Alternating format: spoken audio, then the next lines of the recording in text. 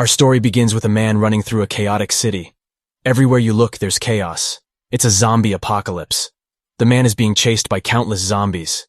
He thinks to himself, life has become a living hell. But wait, this is just a movie. Meet our protagonist, a young man named Akira. Akira is watching this movie and thinking to himself that such a life in a zombie apocalypse, would be better than working at his office. We see that it's almost 4 a.m. Akira knows he should get some sleep because he has work soon. But he truly wishes, he didn't have to go. And with that thought, he passes out, exhausted from another long day of work. We flash back to 3 years earlier. We see Akira starting his new job at a production company. He introduces himself to everyone. He finds there's a good atmosphere among his colleagues. He's excited to get started. After all, this is his dream job. The boss shows him to his desk, and he is introduced to his department chief. He thinks about how he will be creating big commercials, maybe even meeting celebrities along the way. And then he meets a cute girl. She bumps into him and he quickly helps her pick up her things. She introduces herself as Tori from accounting. She tells him she's always happy to help and wishes him luck on his first day. At night, Akira goes out for drinks with his colleagues. They get to know him better. They find out where he went to school and that he's really into rugby. They think he's going to be a great addition to their team. He shares a look with Tori, thinking she's super cute. He's inspired to work hard to make a good impression on her. The night carries on, and Akira looks forward to seeing everyone the next day. But they all suddenly get back up, preparing to get back to the office. They keep on working, and we see it's already 2 a.m. Akira thinks something is wrong, but his colleagues act like this is normal. He ends up pulling an all-nighter, even sleeping in the office. His continues to go on, and the next evening, he wonders when he will be able to go home. He ends up pulling another all-nighter until he is finally able to leave 2 days later. He gets home exhausted, collapsing on his bed and realizing he's being exploited by the company. He wakes up at 6 a.m., barely functioning, and he starts wishing he didn't have to work. But he snaps himself out of it, thinking he just needs to suck it up and work hard, seeing it as the job he's always wanted. As he heads into work, we learn that their company has good employee policies like annual paid vacations, and even mental health days, but it turns out no one has ever used them, and they even compete to see who has the most unpaid overtime. Akira's senior treats him to dinner, but even though he has been working there for 5 years, he is severely underpaid.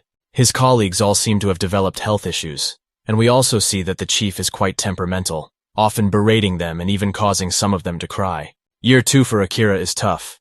He's not feeling well and he's not taking care of himself.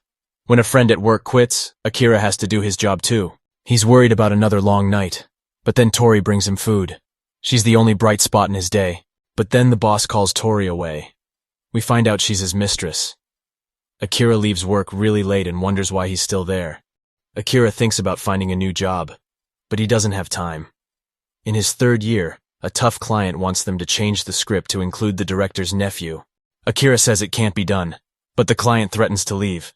Akira has to try to make it work. He knows they don't have enough money for the changes and he's close to giving up. Back at the office, things are bad. He thinks about quitting so he won't have to worry about work anymore. He goes home, but he's still working. As Akira continues to work, a news report about an outbreak plays in the background. He's so tired, he wishes he could just not wake up. But his alarm goes off the next day, and he gets ready for work like a robot. He notices an unpaid bill and goes to find the building manager. The manager doesn't answer his door. Akira worries he's going to be late for work. When he finally finds the manager, he's turned into a zombie. Akira freezes for a moment, trying to understand what's happening. The manager lunges at him and he runs away.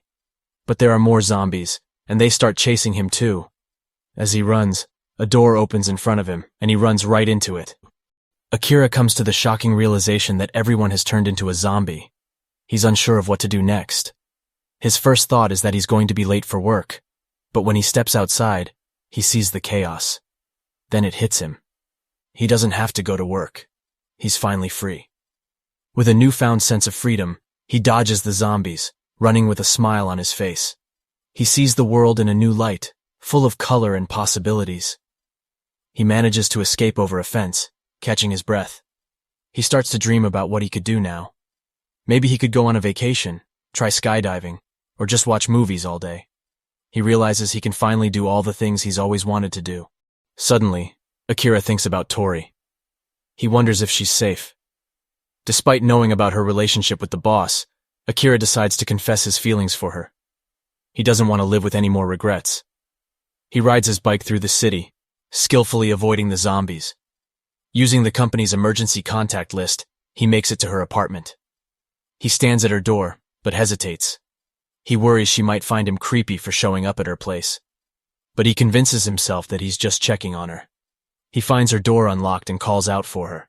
But then he notices another man's shoes. He sees his boss in front of him, but he's turning into a zombie. Akira confronts his boss, expressing his frustration about how he was treated at work. He announces his resignation and tackles his boss, pushing him out of the window. His boss falls and splatters on the ground below. Akira then notices Tori in the next room. But it's too late.